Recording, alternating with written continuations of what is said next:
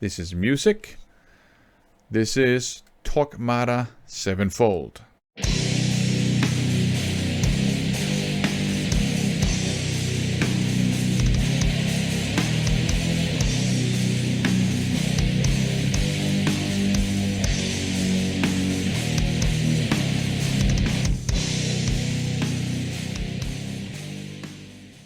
Sevenfold was released in 1996 on World Loop by the Italian band Torquemada or Torquemada. I don't know how to. I'm just gonna say Torquemada. I'm sorry, Italian speakers.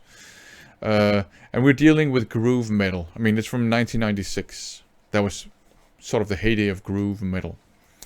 I picked this one up in a bargain bin in a record store and electronics store. They've now gone out of business.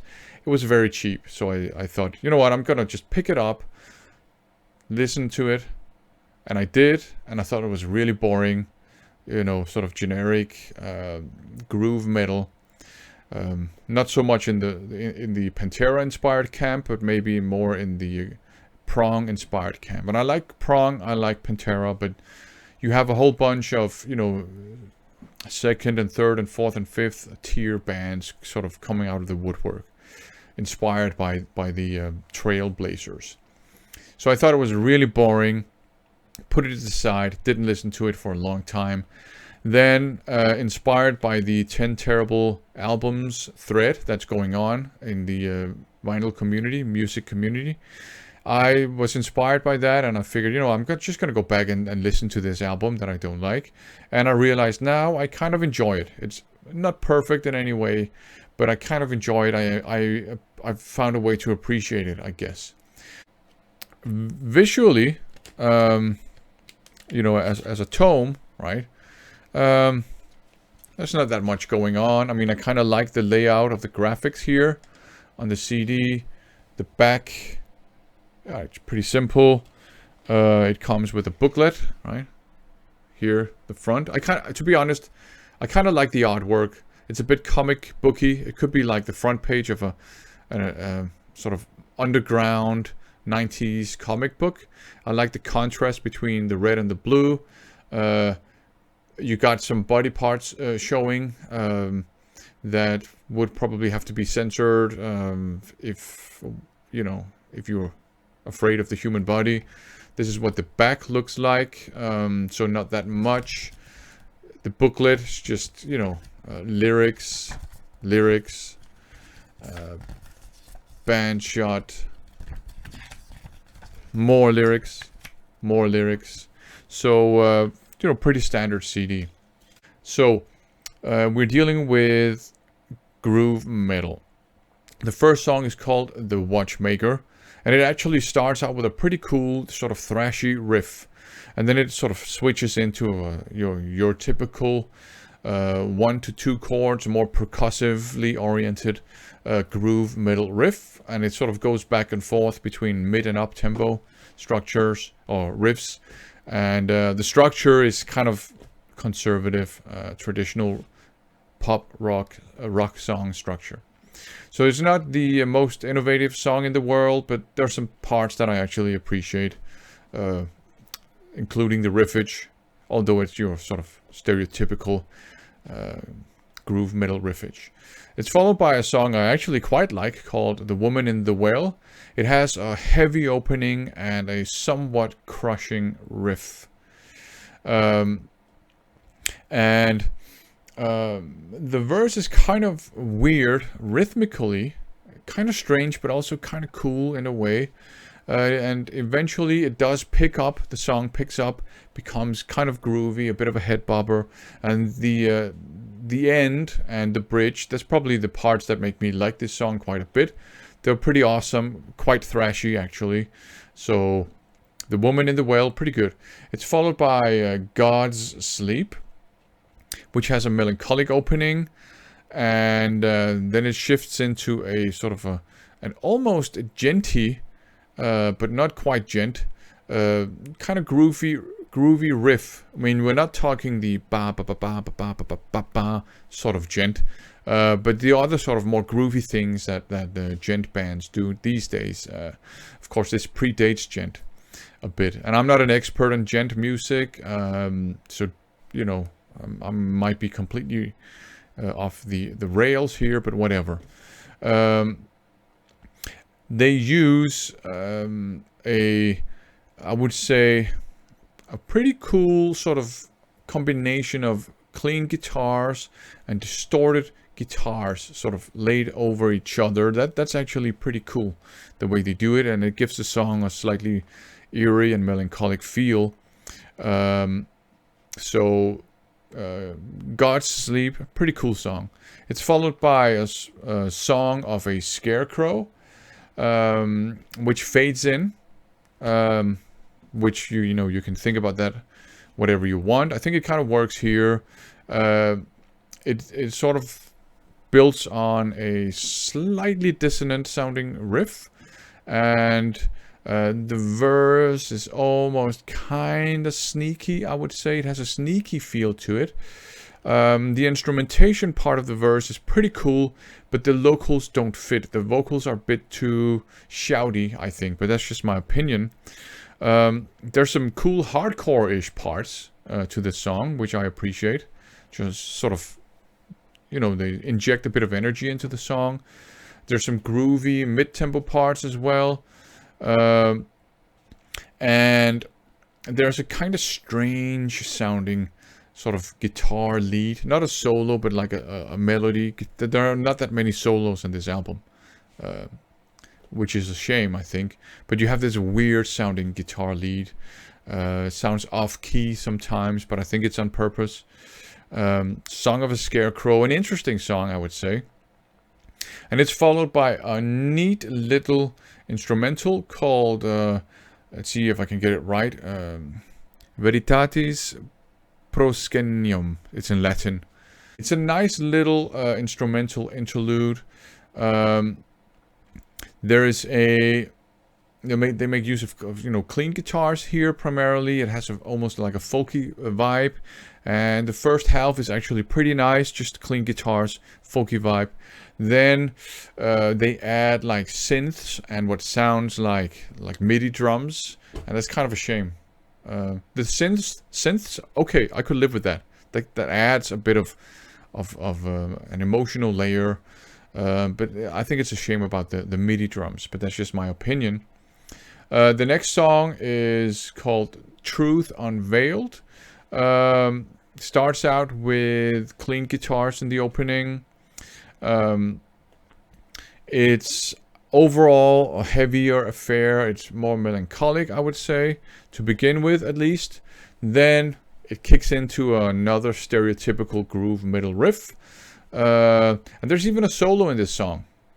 Okay, the solo is perhaps a bit, I don't know if I would say frantic, but it's a bit not blisteringly frantic, but there's a sense of franticness to it. And they also use some more drawn out notes, and also make use of a bit of noise, I think, in the solo. So it's not the best guitar solo in the world, but it's not the worst either. And it's kind of refreshing because there are not that many solos on this album. And it does get a bit, remember, I thought it was boring originally. It does get a bit samey. So you have like some solos, I think 2 or 3 solos that sort of break that monotony. And this is one of the songs that have like a solo. So I appreciate that. So it's an okay song. The next one is a song aptly titled, I think, Number None. I kind of like that title, Number None. Clever title. It opens with a combination of drums and then fretboard noise. So maybe I don't know if it's might be inspired a bit again by maybe Pantera. They used fretboard noises or noise. I don't know if there's a Rage Against the Machine element of inspiration there. They also made use of guitar noises.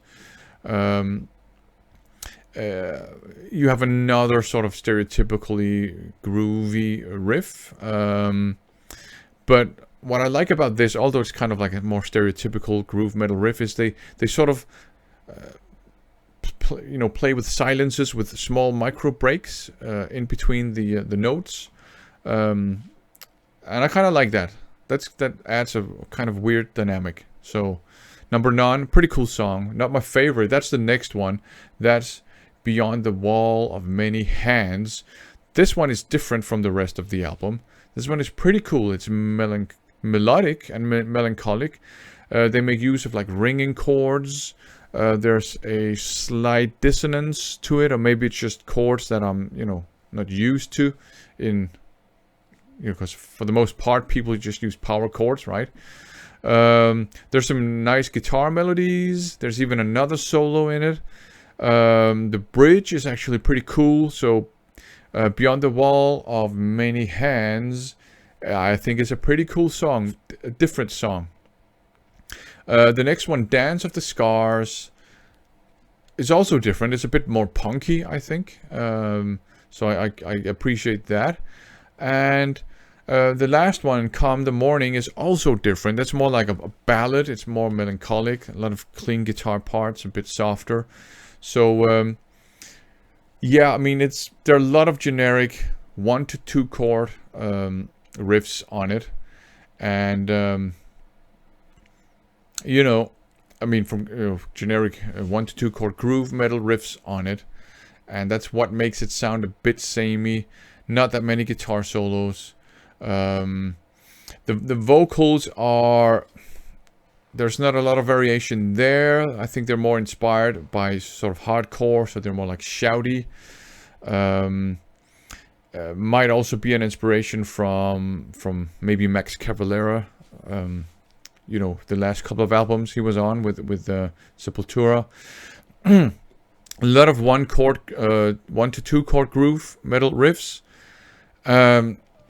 And what I figured out is I can appreciate these if I don't listen to the entire album, but just a couple of songs at a time. Then it doesn't get that samey. But of course, if you hate the stereotypical 1 to 2 chord groove metal riffs, I mean, there's no way of saving this album. I think it is kind of samey. Some more guitar solos could have helped. The vocals, had there been a bit more variation, could have helped too. But as I said, I appreciate it now. One thing I appreciate about the samey, generic groove metal riffs is that there is a sort of more percussively oriented feel to them. So it's more about the rhythm and the groove and the picking, right? Than other elements you would like, melody and things like that. So I can appreciate that, but in small doses at the time. As I said, if I did, I don't even remember, but there's a bit of a Prong vibe to this. I think they're quite inspired by Prong. And Prong, in my opinion, great sort of groove metal band. So I don't see any fault in being inspired by them. I think, especially once you get past the first 3 songs, there's also, I would say, elements of inspiration from tribal era Sepultura, not just in the vocals, but also in sort of the riffs that are used, and I think maybe the sort of fretboard noise, I think that's probably actually Sepultura inspiration, more so than Rage Against the Machine and Pantera, to be honest. So it is still like a samey sounding album, but I appreciate it a bit more. I like the percussive feel of the riffs, and I can appreciate it when I listen to it a couple of songs at the time. I don't know if I would recommend this. If you don't like groove metal, if you hate groove metal, just stay away from it. If you like groove metal and may want to give arguably a second or third tier band a chance, maybe if you can find it in a bargain bin, maybe you want to give it a listen. As I said, I found a way to appreciate it. It seems less boring to me if I listen to it a couple of songs at the time and just focus on appreciating sort of the more rhythmic, percussive aspects of the otherwise quite generic 1 to 2 chord groove metal riffage.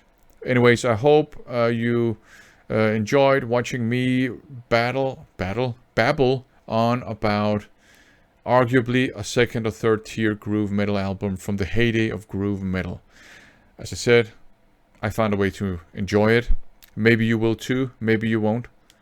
That's okay. Thanks for watching.